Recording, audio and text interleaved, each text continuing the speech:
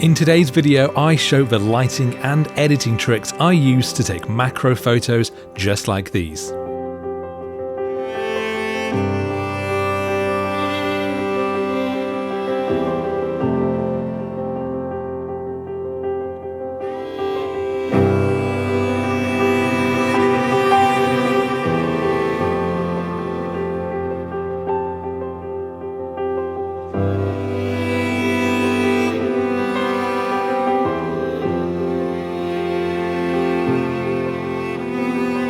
I had a great time exploring in the woods, looking for some inspiration, looking for some shots to get a little bit creative with. But being the absolute professional that I am, I also went out with no SD card for my video camera. So instead, I shot a bunch of fairly rough footage on my phone, and instead you're getting this whole talking to camera thing right now. I'd like to say that's not something I've done before, but that would be bollocks. Anyway, starting off with this ladybird I found on this old log, and I really just caught my eye and I just thought that it was going to work quite well as a shot. I took a variety of shots using both the natural light and also bringing in my own LED light using a small aperture LED panel. That's really handy for just bringing in an extra little bit of kiss of light if the natural light isn't quite giving you enough. And while some of my shots were just individual images, I also used the auto focus bracketing feature on my Canon R5. Now this let me set the camera up to automatically take a variety of focus points moving through the image that I can then combine later.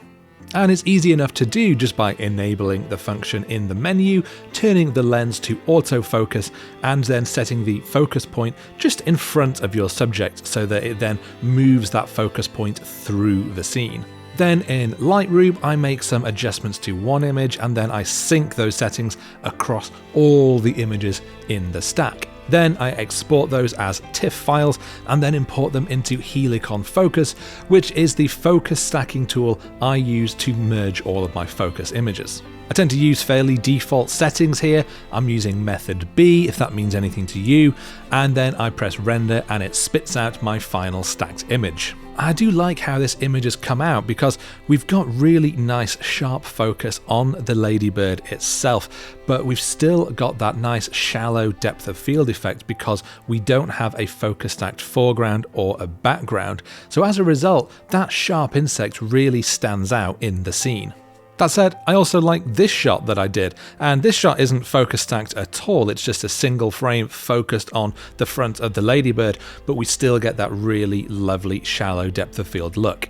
I then jigged my tripod around to get a nice top-down view on top of the log itself. And there were a couple of shots that I saw here. One was this really nice looking, quite skeletal seed. And again, I used that LED light panel just out of frame to cast in some light.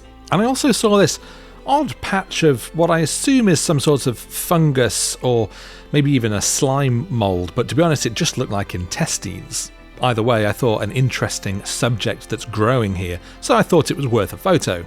Again, I had that LED just out of frame and I was moving it around to try and determine exactly where I wanted that light to fall. I did a basic focus stack here. I think I just did 3-4 photos in different parts of the frame and blended it. But because it was a top-down shot, a lot of the image itself, a lot of that subject is basically on the same focal plane anyway. Next up was this pristine-looking mushroom I found deep in the undergrowth, and of course which involved me turning my camera upside down on the tripod, inverting that center column to try and get the camera as low to the ground as possible. If you're into your macro photography, then having a tripod that can do this can be crucial, because if you don't have this, then it's going to be really difficult to get your tripod quite as low to the ground. And often things that we want to photograph in the macro world are things like mushrooms, small flowers, and these things are usually along the ground. I've done a whole video about the tripods I use for macro photography, so I will leave a link to that video in the description below. And again, I had my LED light panel just out of frame, just helping fill in some of those shadows underneath the mushroom. But I also had my Godox AD200 flash, and I positioned this behind the mushroom, firing towards the mushroom and towards the camera. Now, there's two reasons for this. Now, one, it acts as a lovely backlight, adding a great pop of light behind that mushroom. And that kind of gives it the effect of the sun breaking through the clouds overhead, or maybe coming in through the trees. Also, I wanted to use my spray bottle to add a magical mist to the scene. And the only way to do that properly is by using a backlight flash. I love using this technique, and it really is so easy to do.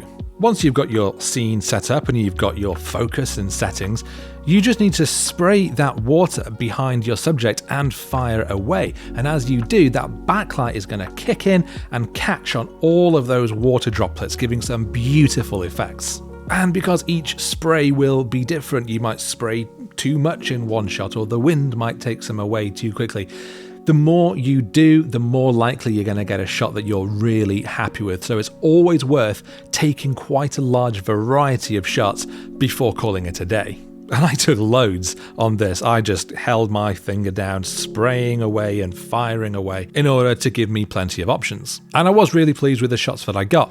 I made some color toning, contrast, and selective adjustments to get the final shot. But if you do want to know more about my macro editing process, I have done a whole video that breaks it down quite recently. So again, I'll leave a link to that video in the description below. My final shots were when this ladybird came into the scene on the mushroom and spent a little bit of time walking around the cap and even hanging out underneath it. I shot a lot of photos here, usually just single frames focusing on the ladybird itself, but my lighting didn't really change at all. I still had that LED panel off to one side and I had my flash off to the other. But I did also try a couple of focus stacks in the rare moments when the insect was still enough to allow for it. This first one was made up of only around 20 images, but this one took about 60 images to do because there was so much detail to capture, not just in the ladybird itself, but also in all the detail in those gills underneath the mushroom's cap.